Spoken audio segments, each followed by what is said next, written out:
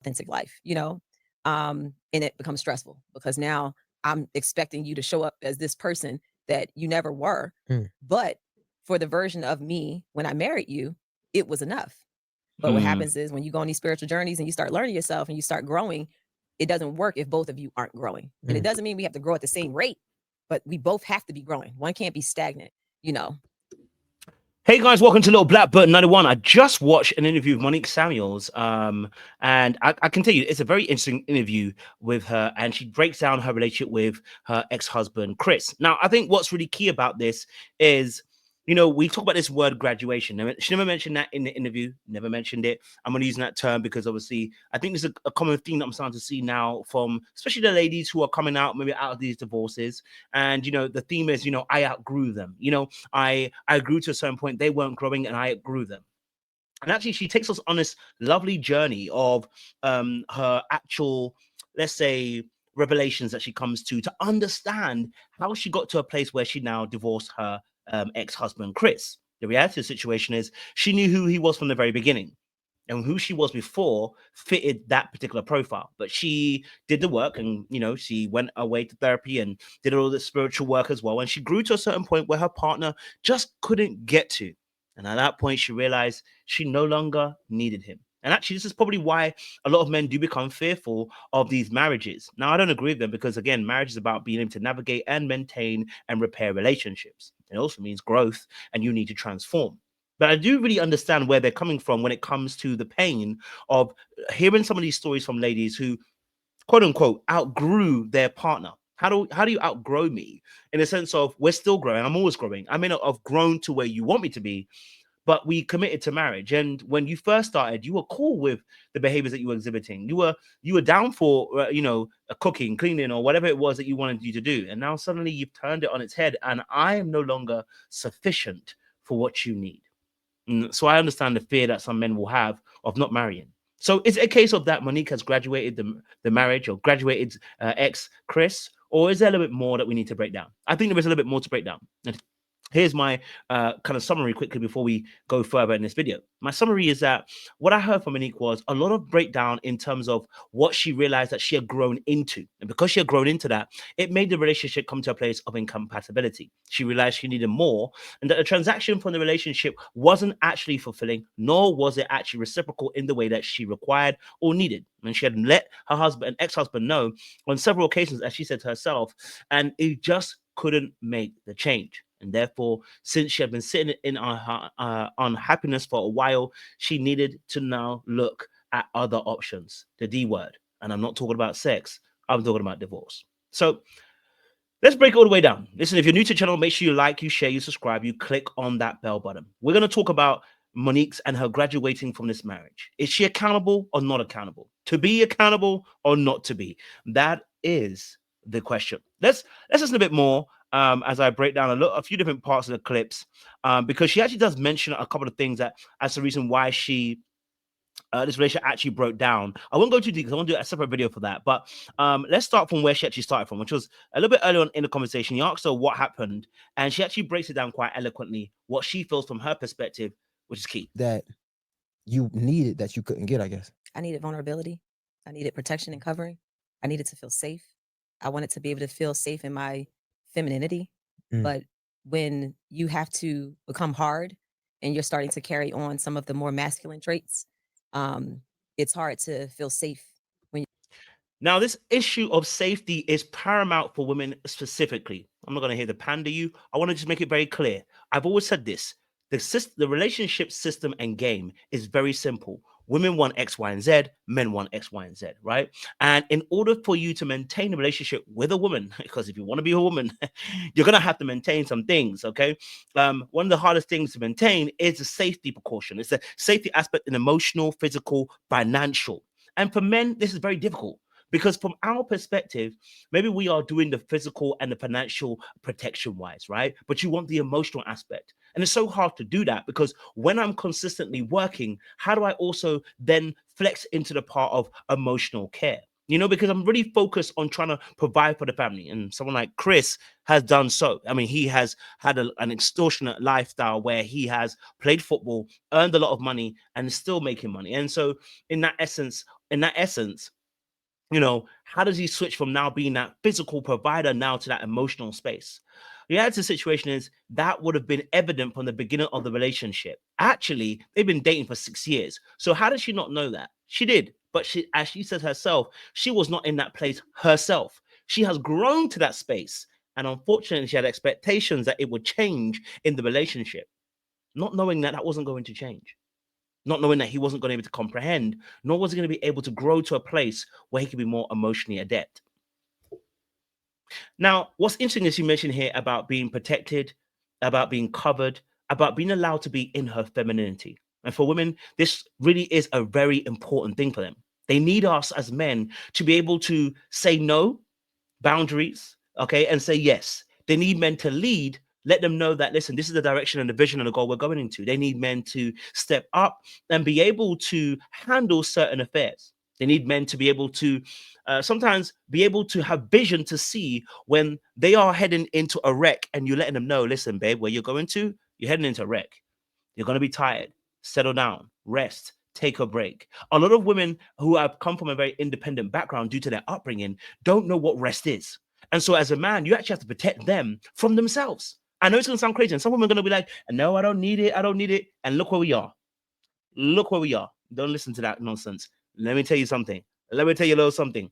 You need to sometimes protect women from themselves because they believe they can do everything in this lifestyle. They think they can do everything. And it's not a bad thing. It's just a great quality that they're able to multitask. But the problem is that they will grow tired and they will grow weary. In fact, the Bible says that, that we should dwell with women according to knowledge. But not only that, we should understand that they are the weaker vessel. And so in some essence, I have to be able to be ready to pick up when you're beginning to feel tired. In fact, we're going to do a video about this maybe on my other channel, LBB Coaching, which you should follow actually as well. I have a new channel called LBB Coaching. It will be a link in the description box. Which you should follow because we're talking about this kind of stuff where when it comes to sex and intimacy, that one of the biggest things that prohibits people in long-term relationships is that the woman begins to grow weary and tired from the effort she's putting into the relationship or the perceived effort she's putting into the relationship, and thus starts to feel tired and weary. And in that space, when then the man wants to have more intimacy and more sex, she don't feel like it. And guess what that does? That feels like rejection for the man. And when a man feels rejected, then he creates emotional distance between himself and her. And before you know it, you're down somewhere you shouldn't be. Okay. So as she said here, clearly it was a protection piece that was very important for her in order to make the relationship work. She wanted to be able to rest in her femininity and needed him to be his masculine self or being in a protection, provider, and a priestly role. She didn't feel safe. Okay. And this is really powerful. I want you to listen to what she says here. And I think this is, maybe I can do a separate video on this. I want to go slightly back. I want you to really listen to what she's about to say in this part.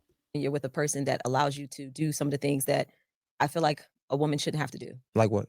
When it comes to protecting an image or when it comes to taking on certain stressors. I don't think women were really built to take on stress. We're very spiritual. Men are very physical, And that's why we have to pause it. And this is why for men specifically, we really do need to be able to be aware that, listen, I said this before, that as a man, you really sometimes need to tell your woman, listen, we ain't doing that.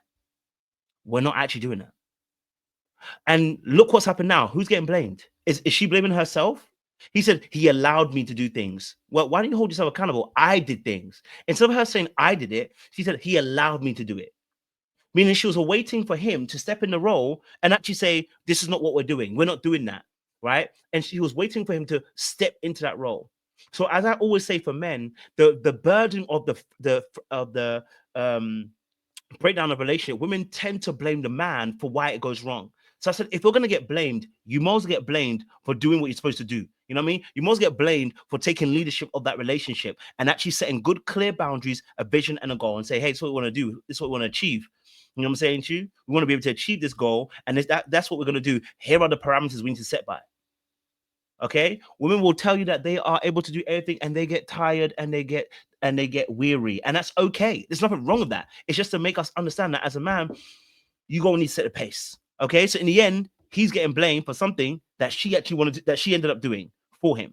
But what she was also wanting is for him to be able to cover her and also protect her in that space, because that's what she was doing as a publisher or a PR person. She was for him originally, because that's how they started a relationship. Okay. All right, she was built. She said she goes on to say that she was built to be the fall guy, and that's all she ever ended up being in the relationship. And I feel there's some I can understand. You know, I can understand that particular aspect as well. I do believe there's some aspect behind that, which I think is true. I want to push it a little bit forward so you guys can tap in a bit more into what she was kind of saying as well. I would take the heat for it. So what happens is that was the way that the foundation of the relationship was built. It was built with me taking the fall. It was built with me being the bad guy. So long as he looked good, I was doing my job. So now that translates into a relationship, that translates into a marriage. I was expecting the shift to happen. And that's the thing about expectation, is that you think once we get married, oh, now you're going to do those things for me. And it never works out that way. So what's really important here is there's a mistake that's been made here. And we all do this, right? Expectation actually isn't the issue. What's the issue is not a clear-cut communicated expectation, right? Did she communicate that to him?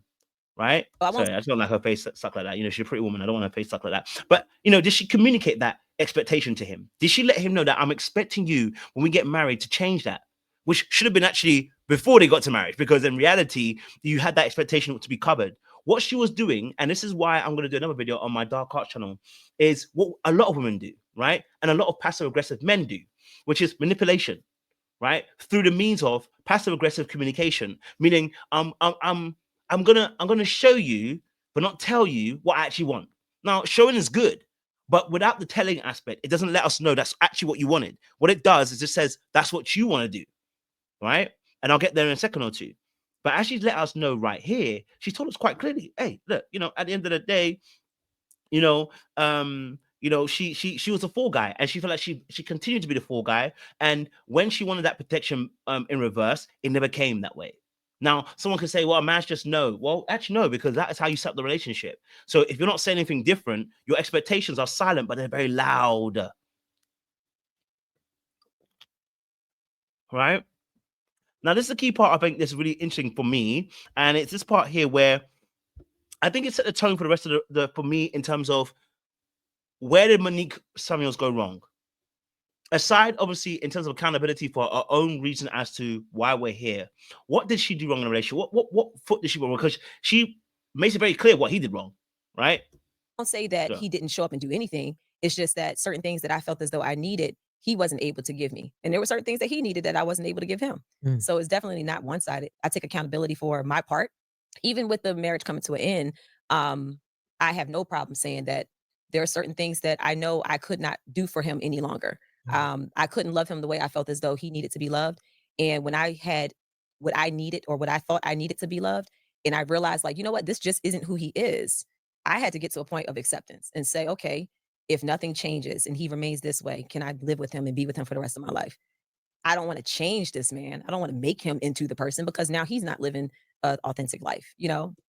So in that, she said, obviously, you know, there were things that he did, things that I did. But as I played for the last 2-3 minutes, you actually haven't heard what she actually did. Have you? And we don't actually hear that for the rest of the interview. I don't actually hear what she actually did. What we hear is her growth. What we hear is the fact that because she grew, things changed. Now, what we do hear a little bit is later on in Love and Marriage DC and her talking about her reactions. But once again, she shifts the blame. She goes, well, the show showed me my baddest light because they showed me when I was reacting. They didn't show what I was reacting to. And once again, she kind of shifts the blame. We don't actually hear what she actually did wrong. We don't actually hear what she could have improved upon, apart from the fact that, again, partly the change aspect in terms of her, what she wants. But that's actually in alignment with what she actually wants, in terms of the fact that that's what she's going to do now for future relationships. But what happened in the relationship that you didn't do very well, right? You said you said that there were things that he needed from you that you need to, there were things that he needed from you that would have, you know, that he wanted to show that he was loved. But she never actually expands on what those things were and what she couldn't do or what she could do or what she didn't do. Now, she tells us about things that she has done for him, like she was cooking every day and cooking fresh meat and everything, and she spoiled him, she said, and she did all these things. But all those things put you in a very good light. They don't tell us about where you went wrong. Or I should rather say, they don't paint your negative picture. They don't paint your positive attribute. I mean, I was so wrong because I was just treating them so right. I was just doing so much for them. Right, it paints another beautiful picture, but it doesn't paint the reality of what was actually going on. And so I think when I was listening to the interview, I was just like, so we are graduating, but I'm not hearing what did you do wrong? And it paints this victim mindset when actually it takes two to tango. Now, I'm not saying you shouldn't say anything, but I'm just saying, like, again, I failed to really hear where she could have, you know, what she needed to do. Okay. Now she did have expectations. I understand that. Absolutely. You know, and so okay, let me see what this part. I wanted to focus on this part as well. And bring this to you. Hear me, you know, so that he can really feel where I'm coming from. I wanted him to be vulnerable with me. I felt like I didn't really know who he was anymore. I felt like he was giving me just surface. And I would tell him all the time over the years, I'm like, I'm not one of your fans. Like, I'm your wife. Like, you can be open and vulnerable with me. Like, talk to me, you know? So what they Now the question is, what was his reason why he couldn't be vulnerable with you? Right now, of course, once again, you know, we actually saw this on the show, Love and Married DC. She actually said it several times. She wanted him to be vulnerable, and we saw that he kind of struggled with that. He did struggle with that, and I mentioned the fact that was he like that in the beginning? No, so he never was that kind of person. So he's going to need time to warm up. You've shifted, you've changed, you've moved, but you need them to also shift. That needed some time, right? That needed some time of that shift because you took some time to shift yourself over a couple of years. And so in that space, I'm like, okay, you wanted that vulnerability, but okay, fine. What were you doing in that space to make him feel more comfortable? See, here's my thing. With men especially, right, when it comes to their vulnerability aspect and them being more vulnerable, you need to open up the space, okay, ask them a question and keep quiet. It's one of the hardest things for a lot of women that I know because I've seen it happen, right? What you need to do is keep quiet. You know how you know? God, I do it all the time when I do my interviews. You see me do it. I sit there for hours with people and I barely say a thing. And what I'm doing is I'm making them comfortable in a space that it's your space to talk. I'm not trying to interrupt you. I'm not trying to be like, and that's me too. Oh my God, like you go for it too. I don't want to hear that. I'm not doing that. Oh, like nah. I'm in a space where I'm ready to hear what you got to say, and I'm putting a spotlight on you, just like this one above me. Right? That's how we create that space for vulnerability. Right? A lot of times, the reason why people feel safe with me is because when they're talking, my eye contact is there. I'm not on my phone, okay? I'm not distracted. I don't have a goal to try and trip you up. And actually, when you finish saying your last thing, I've got a question to follow up on what you just said. I'm not shifting it to me. I'm not shifting it to my own story. I'm like, okay, you just said this, but what does that mean? Right? I have genuine intrigue and curiosity about people's story. And so for men specifically who are like this, there needs to be genuine curiosity and genuine intention behind trying to find them. And that takes also patience because sometimes you got to sit there for a good 2, 3, 4, 5 minutes in silence and just say, listen, I'm with you. I just want to sit with you. And when you're ready to talk, I'll listen. That's a lot of hard work. Unfortunately, that's the man that you chose. Right? And that's the difficulty she had to face within that. And I'm not going to even say like it's easy because it's not easy. Okay, that is not an easy thing to do, and it's very painful. It can be at certain points, right? But that's just one of those key things again. Okay, now a lot of this relationship that she actually, reason why I said about she graduated is because a lot of the issues that were happening in the relationship was that she had grown to a certain point, and now the relationship no longer sufficed her. Right? It no longer sufficed her. Let me go to here where she said she felt like she had to prove herself in the relationship, which is interesting as well. Let's listen to this. sit down and relax, you know, and I felt as though I had to show him that I was worth it. Like I had to show him that I'm not here for your money. I'm here because I love you. And I felt like I had to prove that to him by not sitting down. So even though like, you know, we might have a cleaning service that comes through every other week. Well, the week that they ain't there, who cleaning? I'm cleaning. I have no problem with mopping and cleaning dishes and cooking. I did all of that. And I look back now and I'm like, wow, I had the opportunity to actually just sit back and do nothing. And I didn't take advantage of it because I didn't look at myself like I deserved it. I felt like I had to keep working because I based it off of what he saw as valuable, which was his finances. So I was trying to meet him there. Not Now, did anybody tell her to meet him there and meet him at the finances aspect? This is what happens when you deal with independent women. I'm not saying in a rude way. I'm just telling you what it is. Because they've dealt with the world in an independent way, just like they've interacted with the world from a male, almost like a male lens. They believe that their value comes in the same thing that males value. But the reality is you're a woman. We don't value you for your finances. That doesn't mean I don't want you to have finances, by the way. No, baby. I haven't reached that level just yet. But when I reach there, don't worry about it. You don't have to worry about money. Okay. But for a lot of women like this, they believe that they should show up in the same way that men do because they've been in the world amongst men for so long fighting. It seems like they should show up in the same way that men do, but that's not how it works in relationships, right? Men are not looking necessarily for your financial aspect, although a lot of us need that because financial is tough out here. But that's not what they're looking for. right? And so, just like he said, there was opportunities for you to rest. Look what she did. She didn't take it. Why? Because that was something to do with herself. So he offered the space to be able to reduce you from actually having to work so hard, right? But in that space, you didn't take it. That's not him. That's on her, right? Okay. And so she could have taken advantage of that aspect where he said, okay, rather than you cooking, I'm going to pay for someone to cook, or rather than you cleaning, I'm going to pay for someone to clean. He was delegating because he don't want to do it either, right? I'm sure if he wanted to, he'd probably get a nanny as well because he don't want to have to deal with the kids on a regular basis. That's what his money affords him to do, allows him to delegate, right? But that doesn't always mean that's what the relationship requires and needs, okay? That's not always an opportunity, okay? But yes, based off his finances was definitely not something that women need to be doing. Like, you're trying to prove your worth because he makes so much money, like you have to prove yourself, but you need not be. You need to be still. Be still and let know. I ain't even the lyrics, but anyway. And then she goes on to say this as well, which I think is also intriguing, right? Realizing like, okay, well, now that we're husband and wife, we both can enjoy life together. And it would be times where I swear I would like days where I was really tired and I would sit down and I'd just be laying on the couch like I'm tired. And it almost felt like whether he intentionally did it or not, the way I received it was almost like, what are you laying down for? Like, that needs to be done. That needs to be done. So then it's like, no sooner than I'm relaxing, it's like, all right, let me get up and handle this. Let me handle the kids. Let me, so there were times later on where we would have talks and I'd be like, look, I'm exhausted. And then he would step up more during quarantine. So again, once more, there was issues where it comes to the fact that, she felt like maybe she's receiving it that way. And sometimes that can be a projection, but that may actually be what actually happened as well. We're not sure. She doesn't give us much information to run on. And so it could be either way. It's not about making anybody a villain in this instance, but it is understandable that she may have received something that way. So we have to take it on that way. But it also could have been the fact that she's projecting. That's her own thought. She's projecting onto this thing because she couldn't actually say specifically. She said it felt like that, or at least I received it like that. But that not been the actual issue. Do you see what I'm saying about the graduation of the marriage? That sometimes people are just they're not really deep in that. They actually are a problem themselves. Like their own projections onto a relationship, actually the reason why they're now leaving the relationship. And actually what they should have been doing is working alongside their partner. And I'm not trying to make this like a crazy thing. There's some things that just can't be fixed, but there are also things that can be fixed. And there's some things also that are never going to be fixed. And you have to be okay with it because it's never going to get fixed. Right? Some level of discomfort in that aspect. Right? We're not able to solve that. And that's why you need key people around you that are going to speak life into you because boy, oh boy, I tell you this now, we are all crazy to some to some point or degree. And as she was going to say, he stepped up during quarantine, but again, she felt like, you know what, in his helpings, he wasn't able to be consistent,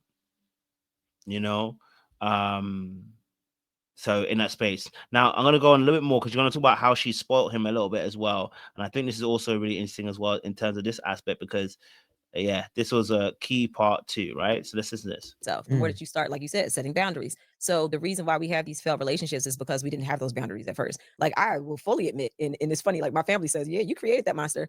I didn't want him doing anything. I waited on him hand and foot. I remember I was pregnant, living in Alabama while he was coaching. And I mean, I cooked dinner every single night. Back when we used to eat, I don't eat meat anymore, but I used to literally, I would buy a bunch of meat from Whole Foods. I want to pause it here.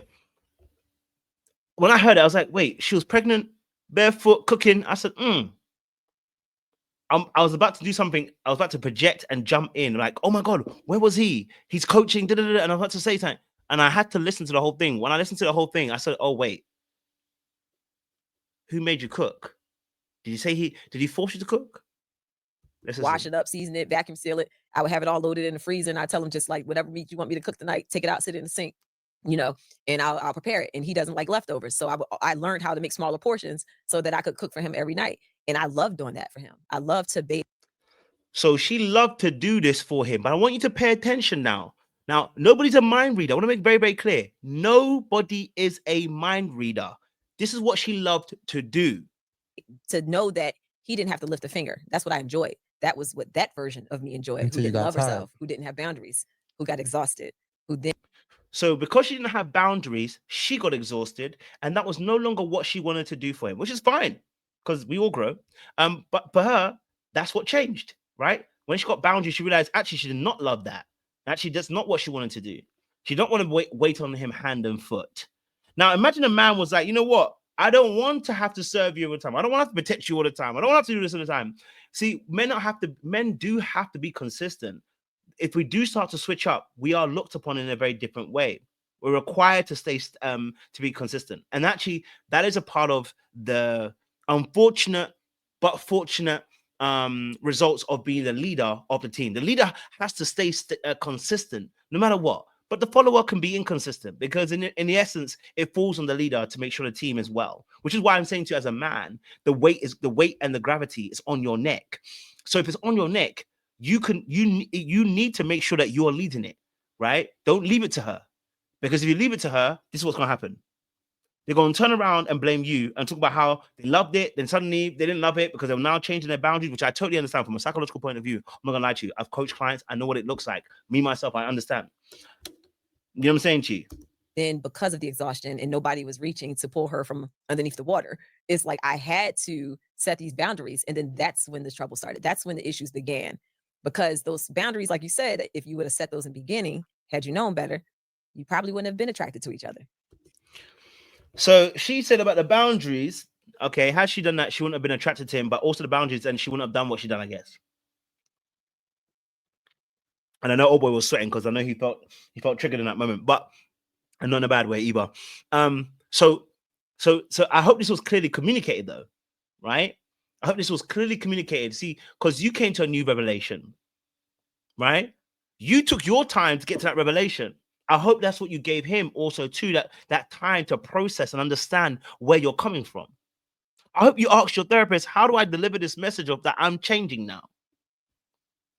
This is no longer me, because when I married you, you were very happy about cooking every single day. You said it's you. But also at the same time, whilst she says that, I also need to be receptive that this may change. And for a lot of men, that can be very scary because we are used to consistency. And when change happens, we have to rearrange our plans. And so I can understand how scary it can be, right? So I get both of their points. For her, she's going for a transition and a change, and she's realizing a lot of her behaviors are people pleasing.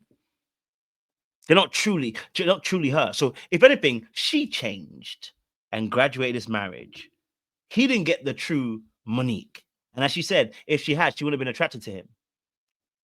That's painful. That is very, very painful. Okay? Painful. Okay? And we want to end it on this last point because my time is running. So I want to end this last point. Let's see. Because this part was interesting as well. My ex-husband played. She said, think about it. She said, was there ever a time where he said that he was opposed to marriage? And I said, that's funny. I said, he actually was an advocate for not getting married. She was like, huh, isn't that interesting? And I was like, yeah. She said, how are you with marriage? I said, I always wanted to be married. And I said, there was a time after my parents got divorced where I was like, man, F this. I ain't doing marriage. But that was just more so reacting from what my parents went through. I said, but I always wanted to be married. She said, okay. So she said, so who is the one that switched up the role? She said, maybe it wasn't meant for y'all to get married. Maybe y'all were meant to have these kids and that was it. Maybe y'all were meant to. I think the therapist hit on something. And I'm going to talk about some of my Dark Arts channel, how women, not all, manipulate men into marriage because they think they want that, but don't realize the gravity of what marriage entails. Just like men get into marriage and don't realize the gravity of leadership. Hits like a ton of bricks. And I'm not saying it from a point on high. I'm telling you from a point of, I'm not even married, but I can tell that, listen, there are things that are going to change and shift that I'm going to have to start to be adjusted to, which I'm going to struggle with. But one thing I'm always going to try and do is I am going to try and keep on trying to change because I realize I can't stay in a place of just of staying in that same place. It changes. Things change, which I totally get, but actually just highlighted there, right? To date, and that was it. She said, if he told you right from the beginning that he's not the marrying type and he doesn't want to be married, and later on he got married, she said, who's the one that changed the role? Who's the one that forced that? And she said, not saying that you begged him to marry you or anything like that. She said, but you played a different part and you expected something different from him when he was already telling you from jump what he was about. Now, Chris also has to take accountability because if he knew he wasn't the marrying type, why did you marry her? No matter what she did, doesn't matter. You should not marry her. If you know you're not the marrying type. He was also afraid of losing her rather than actually staying true to who he actually is. He has to be accountable, right? And she has to be accountable because she knew that she didn't want, she heard his answer. He didn't want to be married, but why did you continue to go after him? Maybe because of finances, maybe because of the lifestyle that you saw, right? Let's be honest, right? Maybe you saw the comfortability, the safety of that marriage, of that person looking after you. Now, of course, she made her own money because she wanted to fight to make sure that she can prove that she made her own money. Okay, so she said that, she told us that already. But you know that if push comes to shove, he's got you financially. You're not going to starve. You're not going to go broke. He's got money. So you have this cushion. Even if you have to work hard, you still have the cushion. He's a cushion. Maybe that also influenced your decision. You know? He already told you that he's not into getting married. She said, and then maybe you pressed it, or maybe you wanted more, and then he changed his mind for you. She said, anytime that you're changing who you are for somebody else, when it's that deep of what you know, who you truly are, she said it's never going to end well. You know, so she was. And I think that's a real true point. I can't lie to you. So we're going to end it on that note. Listen, let me know your thoughts down below. Do you guys agree, disagree? Let me know. Like I said, follow my new YouTube channel, LBB Coaching. There's a link down below in the description box as well. I'll put a link on the cards as well. But we'd love to have you guys on that channel because I'm going to start breaking down things just from a relationship perspective, giving relationship tips and advices directly, whereas this is a bit more commentary and stuff. But you know, I don't want to blame Monique and say she's all bad or all good. I think for me personally, it was just a very interesting conversation that I felt like she could have taken a little bit more accountability, but she took some. I'm not going to say that she didn't take any. I thought she could have taken a bit more in terms of what she did. You know what I'm saying? In terms of how it impacted him. She totally spoke about how she grew. Like, share, subscribe, click on that bell button for notification of uploads. We appreciate you guys. We'll talk soon.